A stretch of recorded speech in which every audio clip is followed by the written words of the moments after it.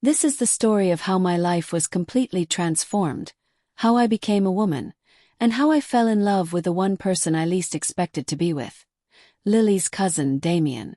My name is Jason, and my life wasn't exactly what you'd call exciting. I was the quiet, nerdy guy at college who kept to himself. I wasn't ugly, but I wasn't exactly a heartthrob either. My classes came easily to me, and I liked to read, play video games, and sometimes sketch in my notebook. I didn't mind being the outcast. But there was one thing I wanted more than anything else: to be noticed, to be loved.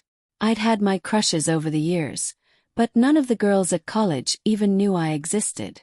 I tried talking to a few, but they would always brush me off. I was the classic nerd. Smart but awkward, nice but forgettable. Then there was Lily. She was different, beautiful, smart, and with a sense of adventure that always pulled me in. She was also a witch, a real one, and at first I didn't believe it. But after seeing a few of her small magic tricks, her ability to make flowers bloom with a wave of her hand, or how she'd fix broken things with a muttered incantation, I realized that she wasn't like anyone I'd ever met. Despite the magic, she was kind to me and we started dating. I thought I was the luckiest guy alive. But as time went on, Lily started to grow more insistent about something I wasn't quite ready for. "Jason," she'd say, "I think you need a little bit of help. There's someone who needs your attention, but you're just too shy to give it to them." I had no idea what she meant, but she was always so convincing. It started with a simple conversation. Lily had a cousin, Damien, who had just moved to town. He was a handsome guy, tall with short-cropped brown hair and deep blue eyes that seemed to see right through me. He was charming, outgoing, and honestly, he was the kind of guy I could never be. He had that natural confidence that I lacked. Lily told me that Damien had a complicated past. He'd been through a bad breakup, and now he was trying to get his life back on track. She wanted me to help him out. "You've always been a good listener, Jason. You just need to be there for him," she insisted. First I was confused. But why me? I'm not exactly the guy people turn to for advice. Lily smiled knowingly. "You're exactly what he needs. Just trust me." I wasn't so sure about this, but if it would help Damien, I agreed. But what Lily didn't tell me was that this wasn't just about being there for her cousin. It was about something else. One night, Lily asked me to come over to her apartment for a little surprise. When I arrived, I was immediately struck by the strange atmosphere. It was warm, cozy, and there was an odd scent in the air, almost like incense. Lily was sitting on the couch, her face unusually serious. "Jason," she said, standing up, "this is going to be good for you. Trust me." "Good for me? What are you talking about?" She handed me a mug filled with what looked like tea. "Drink this. It will help you relax and get in the right mindset for what comes next."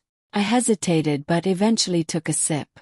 The warmth of the tea spread through my body, and soon my limbs felt heavier, my thoughts foggier. I stumbled a little, feeling disoriented. "Lily, what's going on?" Her smile grew wider. "You'll see soon enough, Jason. Just relax." Suddenly, I felt a strange sensation wash over me, like I was changing. I looked down at my hands. They were shrinking, softening, and becoming more delicate.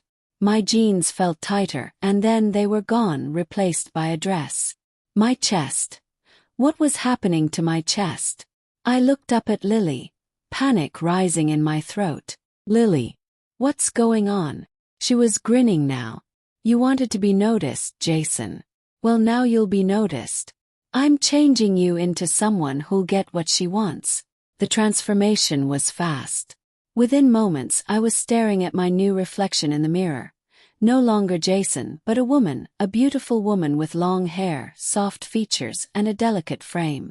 Felt different, strange, and not in a bad way, but something was definitely not right. Lily, now in her witch form, beamed at me. "You'll be Jessica now. And trust me, when you see Damien you'll understand." "Damien?" I stuttered. "Lily, what the hell did you do to me?" She shrugged, looking almost pleased with herself. You wanted to know what it would be like to be noticed, to get attention. I'm giving you that chance, Jason. As Jessica, you'll have everything you ever wanted. And maybe, just maybe, you'll help Damien get what he needs too. The next evening, I found myself at a cafe with Damien. The moment I saw him, my heart skipped a beat. He was everything I wasn't: charming, confident, and effortlessly handsome. He stood up as I approached, his eyes brightening when he saw me. "Jessica," he said, smiling warmly. "It's so good to meet you.